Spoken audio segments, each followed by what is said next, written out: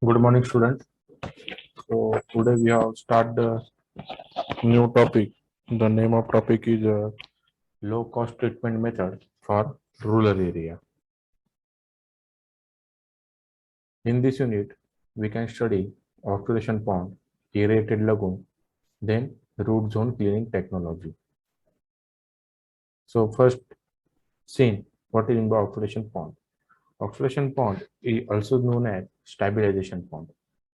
It is open flow through earthen basin of controlled shape specially designed to treat biodegradable industrial waste and municipal sewage. Mixing is done by natural process like wind, heat, fermentation, but may be by mechanical or diffuse aeration with long detentions exceeding from few several days. Oxidation pond have long detention time. It is a low cost treatment for rural area. So oxidation ponds are classified by three methods. First, aerobic, then anaerobic, and facultative. This is the construction detail of oxidation pond. So loose diameter, side slope 2:1, top width 2.5 to 3 meter, freeboard 0.6 meter. So this is the pictorial image of oxidation pond, the cross-sectional line connection image. Then next point is a bacterial algae relationships. So the daily flow of sewage containing organic material provides necessary food to microalgal population which stabilize the putrescible matter by oxidizing it is to form nitrate and carbon dioxide. The nutrient released by microbial population are used by algae population which release oxygen through the process of photosynthesis. This process is usually known as a bacterial algae symbiosis. So this is a pictorial image of the bacterial algae symbiosis. It contains sunlight, algae, then bacteria, then oxygen, then release of CO2 and NH3 gases.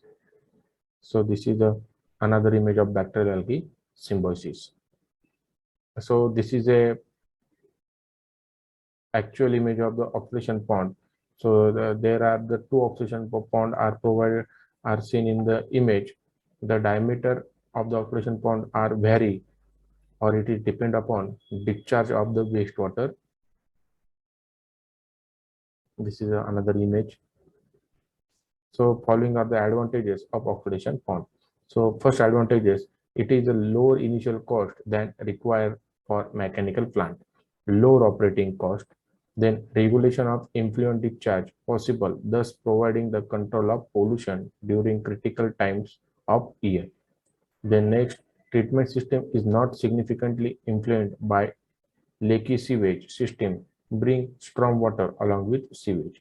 The following are the limitation or disadvantages. So first limitation, required large surface area. Hence, this method can be used only in the rural area where land costs are less. The average concentration of certain industrial waste is poor. There are potential order problems. If used in urban area, expansion of new towns and development may be difficult in lagoon site. Then influent quality standard of 30 mg per liter for suspended solid are not met. So next method means next part or it is the first step of oxidation pond is aerobic pond. So aerobic pond means the pond is used for sunlight and oxygen for their growth. So it is also known as a algae pond. So mode of aeration naturally by surface aeration or by algae photosynthesis. So the depth of the aerobic pond is 0.5 to 1.2 meter. So the ratio should be not be larger than 3:1. Mostly work on bacterial algae relationship. So loading 150 to 200 kg of 5 days BOD during cold with retention time 7 days. Then second type is the aerobic pond. So aerobic pond, in this pond, entire depth is maintained by anaerobic zone.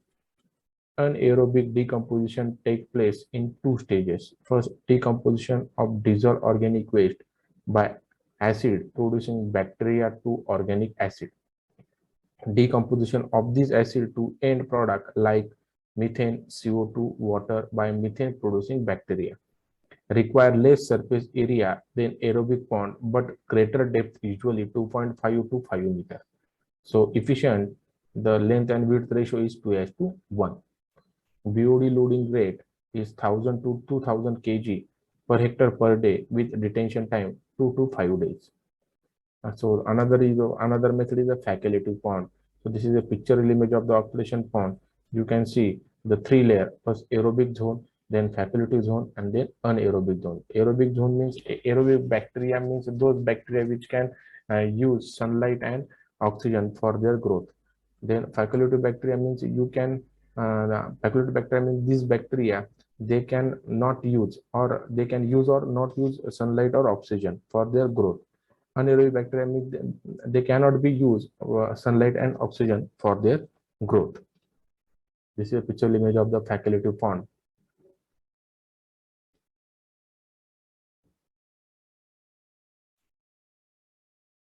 Then next part is a design of oxidation pond. So for the design of oxidation pond, the following points should be considered. First, surface area, then detention period, then depth, then sludge accumulation, then number of units, then performance. First, surface area. The amount of oxygen that can be produced by photosynthetics and the BOD that can be satisfied as per unit area of facultative pond depends on. So quantum sunlight falling on the pond surface, which depend on latitude of the pond size, then it is a elevation above the mean sea level, then time of year and the sky clearance. So this is the table of the latitude, yield of photosynthesis of oxygen, and aerial BOD5 loading in kg per hectare per day for design of the oxidation pond. So this value may be modified by elevation above mean sea level by dividing the factor 1 plus 0.003 EL, where EL is the elevation of the pond site above mean sea level in 100 meter.